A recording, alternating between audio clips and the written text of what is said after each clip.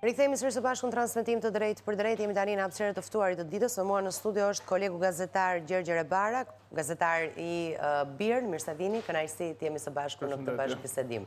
Keni qenë në qendër të vëmendjes këto ditët e fundit. Në fakt, nuk është hera e parë që BIR na atakohet nga politika, po ju personalisht këtë herë jeni atakuar për shkak të një postimi ironik që keni bërë në rrjetet tuaja sociale. Besoj që është një çështje që i takon të shkuarës, është s'kam asnjë lloj komenti për sulmet që mund të bëhen ndaj meje personalisht. Shqetësimi është natyrisht që të gjithë protestuesit pa përjashtim janë në sulm dhe aktivistët janë në sulm dhe janë në sulm shumë të hileqar dhe të padrejtë. Do të thënë shteti është duke përdorur burimet e veta shtetërore, po abuzon me pushtetin e vet me qëllim që të shënjestrojë njerëzit një qoftë duke shfrytzuar të dhëna që dukshëm kanë dalë nga dokumentet shtetërore, qoftë duke përdorur pushtetin e shtetit për të shënjestruar individ të ndryshëm, siç ishte rasti i ministrit të Brendshëm që përdori fuqinë e shpalljes non grata të një shtetëse nga Kosova vetëm sa ajo ishte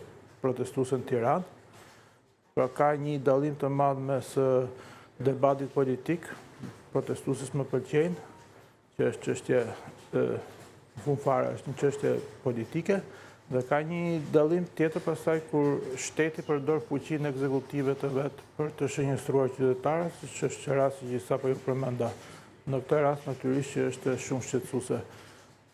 Në fakt, zoti Palla, ka shkuar më tej, përveç se ju ka sulmuar juve, kur i është drejtuar dhe ambasadave, i është drejtuar edhe donatorëve dhe ka kërkuar llogari për fondet që i jepen mediave në përgjithësi. Besoj që ai i ka të gjitha të drejtat të kërkojë llogari edhe zotit, po të doj, po fakti është që, si thua, aktiviteti i qytetarëve drejtë e qytetarëve për të protestuar është e drejtë e garantuar në kushtetutë dhe është e drejtë e brendësuar në çdo vend normal, me përjashtim të një vendi anormal si Shqipëria. Çdo politikan në Evropë e di që një qytetar ka drejtë protestojë dhe që nuk mundet të bëhet shënjestër për shkak se ai po proteston.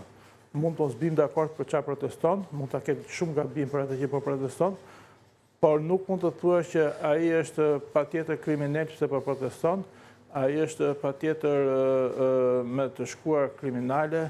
Në një rast të përmendëm problemet të shëndetit mendor të një qytetareje, që është akoma më e rëndë, domethënë është çnjerëzore para se të jetë politikisht e korrekte. Që në këtë kontekst, domethënë, duhet të shohim gjithë këto sulme si shenje dëshpërimit që kanë politikanët si zoti Balla, domethënë përballë realitetit. Në fakt, BIR është nga të paktat media që gjithmonë me dokumenta dhe me fakte reale ka kritikuar shumë çka në punën e kësaj qeverie.